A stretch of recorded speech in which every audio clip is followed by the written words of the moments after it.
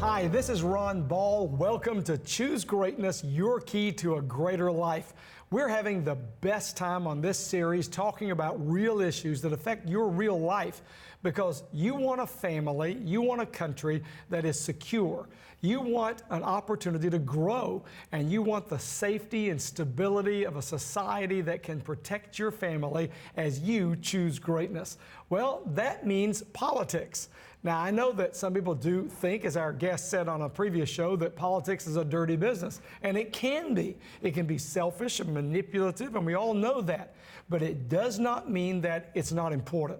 And Christians need to put their influence into the political arena. Now, on our last program, I had a great guest who's back with us today, Tim Wildmon, the president of the American Family Association. I even like that name, American. I'm all for that. Family, sign me up. Association, well, that's a good thing too. And they combine all three, a great organization that does good for the family and builds a better America. So Tim talked about politics at our last show and the importance of you being engaged, being involved, not only running for office, but supporting candidates and being a part of the process in your local community. And one thing that we said, and maybe you didn't watch the previous program, so I'll bring you up to date on this. One thing very important that was said was that you cannot allow the people who don't follow godly principles to make all the decisions, because they will create a country in their image. They will create a country the way they want it to be. And so if you want to stamp your influence for God on this nation, then that means involvement, engagement, commitment. And that is an exciting opportunity. God wants to use you right now in your community. When I was the associate pastor of the First Baptist Church of Atlanta with Charles Stanley, Charles would come in and talk to us sometimes about the importance to be politically involved. I remember that his son Andy would call his dad a lightning rod during those years because Charles Stanley was taking very bold stands on really key issues. And he was being biblical, he was being moral, he wasn't being exclusively political. He was applying the Word of God to those issues, but he did not back down. And I remember that Dr. Stanley would repeatedly tell us that we were lights and we were cities on a hill, as Reagan famously said as well. And because of that, our influence was critical, that we were salt of the world and light of the world and salt of the earth. And because of that, we had to exercise godly influence. Well, the American Family Association is a part of the exercising of godly influence. I am so happy to have Tim Wildmon back. Tim, let's do it again. Hey, Ron, Let's good go. to be back with you again today. Now, you had some great things to say about candidates and involvement in politics, and we discussed briefly that some people say it's not spiritual to be involved in politics, but we can't let the other side win. Christians have to get involved. And I want to introduce your segment by quoting a man I'm sure you've heard of, a great 19th century Christian leader named Charles Spurgeon. I love Spurgeon, love him to this day, great man of God. And Spurgeon was criticized once for making some political statements. In other words, he was encouraging people to vote for certain people in his church. And he got some real flack on this in one of the electoral seasons in England. And Spurgeon made a great statement. He said that you tell me that we should not be politically involved. He said, I tell you that we should be like lights and we should shine everywhere, and that's exactly where we should be involved. What do you think of a statement like that? I couldn't agree more. That's a good person to quote on that. Charles Spurgeon said that. Well, pardon me. It's like we talked about in a previous program. If Christians aren't going to be involved in politics and part of our government, and that's going to leave all the decisions up to people who are unbelievers. Absolutely. Or who don't agree with our worldview, or in some cases are openly hostile to us and want to shut us down, want to close our churches, turn off our Christian television and radio stations, and do things that would harm the cause of Christ in this country. So there are people out there, you're being naive, I think, brothers and sisters, if you don't think people out there exist like that. And they're gaining momentum. They think they're gaining momentum.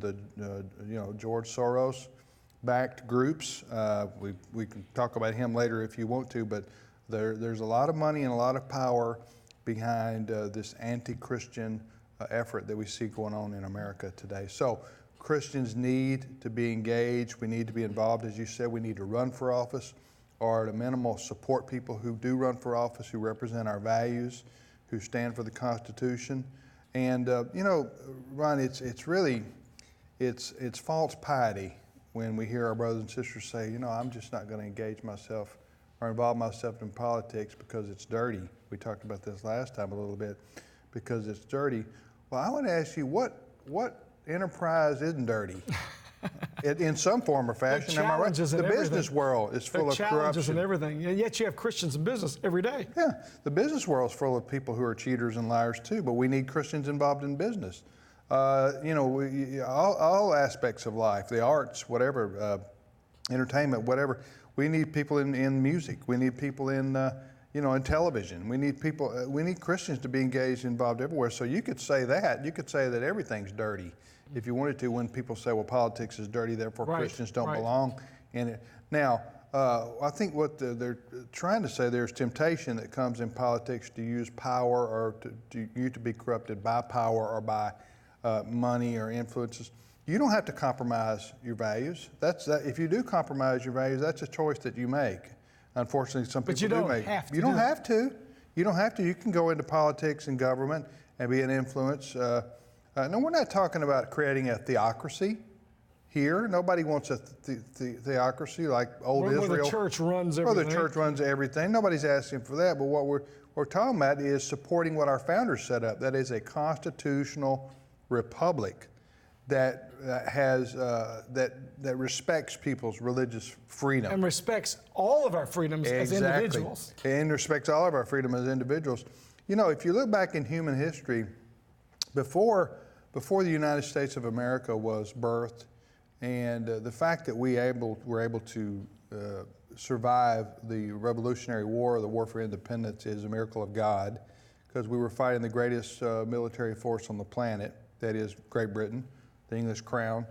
And the fact that we were able to liberate ourselves from them is, you go back and read, that shouldn't have happened, okay? That was like, that would be like... They were Goliath and we were David at that point. You're like Kentucky, right? I mean, you're from Kentucky. You understand? It'd be like, basketball capital of the country. Yeah, I know. It would be like a small school beating the University of Kentucky in basketball. That's what we were looking at when it was used like the colonists versus the British Crown at that time. So it's a miracle that we even survived that. But then my point is, down through human history, it's been all we've ever known around the world is kings and tyrants and dictatorships and slavery and control and one overrunning another one. For land or for people. That's been the history of the world until the United States came along and we birthed this we the people, and that the government should serve the people, not the people should serve the government. That was a unique concept that our founders came up with. They got that from biblical principles.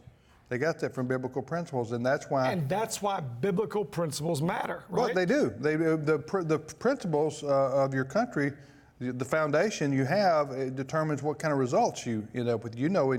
That's what you talk about in Choosing Greatness. So we as I've said before too, just because, I don't think most Americans, especially younger Americans, they think things always will be like they always have been. Well, that's not necessarily true. Right. Things can change. Things can change fundamentally if you don't guard your freedoms and guard your liberties, because nobody else... You mentioned freedoms and you mentioned liberties. We were the first nation in the history of the world to have what's called a Bill of Rights. Right. A Bill of Rights that articulated specific rights given to citizens that the government was supposed to safeguard. Let me raise an interesting question with you, and I want to get your response to this. In the Bill of Rights, everyone's familiar with the term freedom of speech. Yes. Very, very First positive. Amendment to the Constitution. Freedom of speech. Right.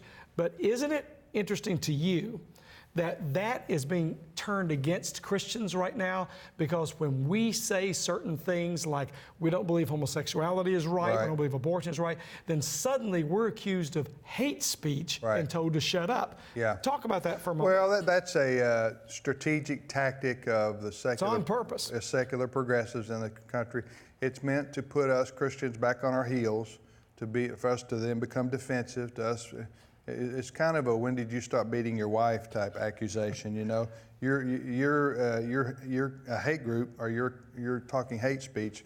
You feel like you have to say, "No, I'm not," and then explain why you're not. And try to defend yourself. Right. When we're not, because somebody advocates for Christian values or Christian morality or the constitutional right to free speech doesn't mean that we hate anybody. That's just not true. So you're saying they use the term hate speech to shut us up. To shut us up. And if you carry that to the extreme, we mentioned in an earlier interview about Bernie Sanders, the senator who ran for president, and he was questioning an appointee of the Trump administration in his review process, and he said basically, Senator Sanders, if you believe this craziness about Jesus being the only way to heaven, you're disqualified from being able to serve in the government. That's how he feels. And he's representative of these secular progressives. I want to tell our viewers why what Tim said is important. Yeah. Because this is the beginning of what could become persecution of Christians in this country if this is allowed to continue. If we don't say something about this and do something about this, then this could become persecution. This could happen in your lifetime. Yeah, and that's why this last presidential election was so important to the future of our country. Now, I know that President Trump is not a perfect man. And he says some things sometimes that we all go, wow, can't believe he said that. But I will say this about him. He does have the right view on judges, as evidenced by Neil Gorsuch being appointed to the Supreme Court. Constitutional judges. Constitutional judges. He's getting good advice in that area. And he's been very pro-life and very pro-American, I believe, and he does understand. And pro-freedom. He's pro-freedom. And so I think that we give him applause for having those views. But the judges, to me, are the most important thing. Because they're going to be there after the presidency. His one is over. If you remember back during the campaign, there was all these Republican candidates running, right? There's about 10 of them. What separated Donald Trump from the pack, I think, was one, he was concerned about illegal immigration and what to do about that. But I think number two is the judges, especially to the Christian community. When he talked about getting judges that obey and follow the Constitution, that's what it, and he gave out a list of names. Then candidate Trump. I remember that. Remember he gave out a list of names?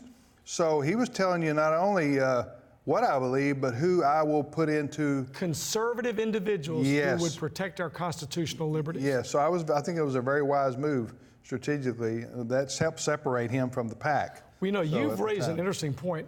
How do you choose who to vote for? Now, obviously, voting is a privilege and a right both. And no one on this program, I want you to listen to this, no one in this program is telling you how to vote. We're not forcing you. We're not saying that here's who you vote for, and because you're a Christian, you have to vote for this person. That's not what we're doing on this program at all. But you do need to be able to evaluate why you vote for someone. What do they stand for? Now, the American Family Association, if I remember correctly, you offer voting guides for candidates. You give information. Talk about how you use good judgment, how you decide who to vote for. What do you look for in a candidate as a Christian? Well, first let me say that there are a lot of candidates who see Christians as a voting bloc that they can manipulate. Shocking, isn't it? So you have to watch out. That's the dirty part of politics again. You have to watch out for that. There are the frauds out there who they don't care about what you say or what your concerns until it's election time. All of a sudden they come back around again. Oh, how you doing? You know, sort of that way with the Christian vote, because the Christian vote in many parts of the country is very substantial. By Christian vote, I know all Christians don't vote the same way necessarily all the time, but there is a good block of Christian voters that generally vote conservative. And so you have Right. people who try to appear to be conservative that aren't necessarily. So you have to do your homework. You have to be discerning. The best way I tell people, if you don't, I understand that people don't eat, drink, and politics maybe like I do, and I'm a junkie, self-admitted junkie. Yeah, that's fine. People have their own interests. They have their own things that they do. But at a minimum, you need to ask that person in your church who does follow local politics and someone you spiritually ask somebody trust. you know the people you know who follow this, right. and you trust them, and they're good believers, but they also know what's going on in our country. Right. Go ask them, who should I vote for? And ask them why. And ask them why. Ask them why. Ask them why. Now, we do provide a voter guide at How's American that work? Family. It's called, we have a team of people that sit down. This isn't just a survey we send out to candidates and they check off 5 or 10 different. This is a very comprehensive, you have to go beyond that nowadays. So you do your homework. We do our homework. We spend a lot of time, energy, and effort with researching candidates all over the country who are running for Congress. Now, we're not Senate. talking just president. No, we're talking the House of Representatives and Senate, oftentimes governorships as well. The big but ones. iVoterGuide, I think it's .com, iVoterGuide, I meaning the letter I. Yeah, the letter I, small I, voter guide. Check that out. Go on the internet and find that out. And there's our voter guide. It's free. You don't have to pay for it. But we have a team of people who research the candidates, find out who's giving money to them, what's their voting record, what statements have they made, who's supporting them. You have to look at these candidates comprehensively. Pardon me for interrupting, Tim, but the reason this is important, what he just described, is because he's right. Some candidates will tell you anything to get your vote. Listen, you're laughing. Well, you're when Captain I say Obvious. That. You're laughing. I know, that's when true. I say that. That's true. But what Tim is talking about is actual fact-based information that will help you predict what they are likely to do, because you're looking at their track record and who supports them. A lot of times candidates, they'll tell you what you want to hear, as you say, and as I said, they come around for the Christian vote when it's they all of a sudden start going to church, about 6 months before the election, that kind of thing. Well, we need to get away. We need to be more sophisticated than that, so that we can get truly people in who are more. Because you get a person like we just described, they're self-centered. They're all about themselves. They don't really care about the good of the people or the good of the country or the good of the Constitution. And you need to know that. And you need to know that. So, now, you mentioned the name George Soros a moment ago. Some of our audience knows who that is. Some of our audience does not. Can you tell who he is? I'm not an expert on him, but he's a multi-billionaire and an internationalist. Probably many people have heard his name. And I think he's originally from Hungary. And I don't know what his complete family history is on why he developed this he's anti-capitalist, he's free enterprise. Free enterprise, he's anti-American, he's anti-Christian. And he is a big government guy. He's a hardcore secular progressive, big government control. So I don't know, very hostile to our traditional American values. And he oftentimes gives millions of dollars to groups that are only set up to attack our values and our history and our heritage. So if you do some research, you can find out who he's backing. Yeah, George Soros. And that can help you know maybe you shouldn't support them. Soros is the fellow's name. And so if he's supporting them, that might be a sign I would go the other way. You ought to think about that. I would go the other way because he is supporting groups and candidates that are against the things that we stand for.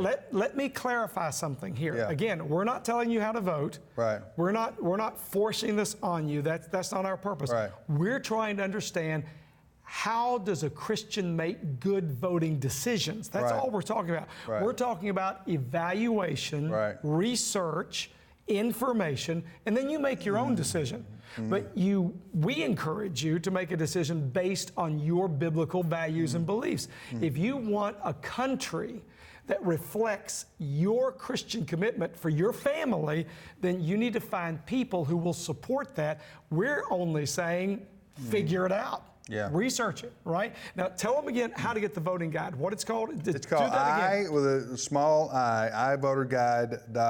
I think it's .com, but anyway, iVoter Guide. Check it out. American Family Association provides that. When they do that, when our audience does that, will that give them an indication? Can they go by states? Can they go by local you can races? break it down all over. Okay, so they don't just have to look at the whole country. They can find the race they care about. Yeah, exactly. We break it down to different states. Click, click, click, and you get what you want. Now, again, this is not the American Family Association telling you how to vote. Right. They're just giving you the facts. Right. Then you can make a decision. Yeah. But I believe in this organization, and I believe you can trust them. Yeah. I believe you can trust them. You know, we've got a lot at stake in our country. We mentioned that had the presidential election gone the other way this time, and again, without telling people who to vote for, but I mean, it was clear that the presidential election go the other way, the Supreme Court would have been lost for the next generation. 20 years, maybe. Yeah, or longer. Who knows how long? And that would have been a travesty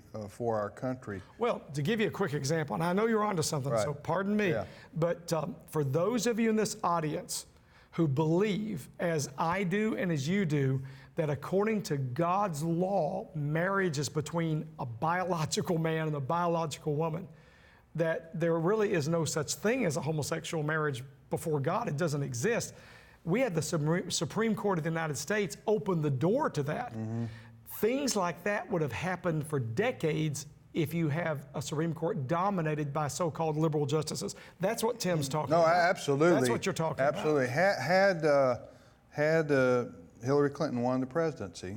Because she supported that. Yeah, maybe there are people who voted for her, I don't know, who are watching us, but I'm just going to tell you, had she been allowed to appoint Supreme Court justices, they would have been hardcore secular progressives who would have threatened the freedoms of our country. Yes. Absolutely. They would have been George Soros minded. So that's why elections matter. Absolutely. Elections and have they matter consequences. for Christians. Absolutely. You know, as I said earlier, things are not necessarily going to be like they always have been. There's a certain group of people in this country who want to revolutionize us for a different reason than our founding fathers revolutionized. Well, and these are individuals, in my view, in my opinion, who think they know better how to run the basket our lives of deplorables. Yeah. You know, Hillary Clinton said this in the campaign. She said those who voted for Donald Trump represented a basket of deplorables. President Obama, when he was running for office, he said that there are people out there who cling to their religion and their guns. This is the way. Revealing comments. This is the way these folks think of people who are traditional American voters. Yeah, and again, we're not saying that we want to be in charge and force everybody to think. And I'm not saying the Republican Party is God's party either. Yeah, no, I'm just saying that quite frankly, I look at races on an individual basis rather than an R. You look at the person running. Rather than an R or a D. But at the same time, you do have to look at where the parties stand on their platforms. Do they stand for life, liberty, marriage, freedom, freedom? How do they stand on judges?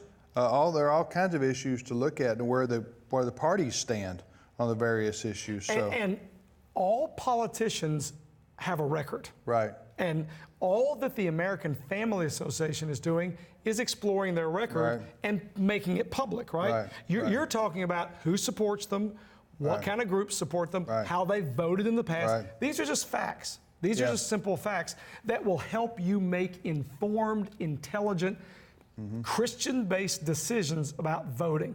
Don't vote blindly. Don't vote just because, as you say, they're connected to a party. Right. Don't vote because your parents voted a certain way. Don't vote because you want to prove something. Just vote because you're making a decision that is best for your family, best for your children, and you want to see people elected who will protect your freedoms spiritually, economically, and personally. Absolutely. You want to make good decisions. Now, let's talk about AFA very quickly. We'll have a few minutes. Your organization, again, AFA.net. AFA stands for American Family Association. We've mentioned on this program before that you can get a free 6-month subscription to the AFA Journal, American Family Association Journal. I read it, I get it. My wife Amy reads it. She loves it, loves it. You women, you will love it. It's very simple. easy to understand. They do the hard work for us, which thank you, Tim, for your team doing that. But this is an organization that we endorse at Choose Greatness, and you can believe in it. Anything you want to say about your group real quick before we they can, move on? as you say, go to afa.net. That's our internet website, afa.net. You'll see it on your screen. Right, and you can also go to, send us an email at comments@afr.net. Which stands for? American Family Radio. Comments@afr.net. Just send us an email there and say, I saw Tim and Ron. Tim offered the AFA Journal for 6 months free. I'd like to have it. And it's easy as that, and we'll make sure you get that. And the reason we offer it complimentary is we want you to see what we do, and then hopefully you'll choose to financially support us. Yeah, because they got to pay their bills too. Right. I mean, money doesn't materialize out of thin air. Yeah, our staff, they like to eat. Yeah. Their families. You know what? Their families like you. Right. I mean, they're moms and dads like you. They have kids too. The printer wants to be paid for the paper we use to do our magazine. So we got we got expenses to. But we do want to send people a complimentary few months so they can see what we're about. Exactly. Now, we've come to the end of this program. Tim has contributed some very valuable information. Remember the iVoter Guide, right? iVoter Guide, small I. Remember that. And also, remember when you go to choosegreatness.com, choosegreatness.com, the website associated with this program. You can, by the way, you can go to choosegreatness.com and watch programs you've missed. It's all connected to choosegreatness.com. But I want you especially today to order the book, Choose Greatness. It will blow the lid off your world. It will introduce you to God's principles of great life. And then you want to order the Success Test. Very important. The Success Test, an audio series. Order the Success Test. Do it today. Your family will learn principles that can launch them to a greater level. God bless you. Remember to tell your friends about this program. Tell everybody you know. And remember to always, for God's glory, choose greatness.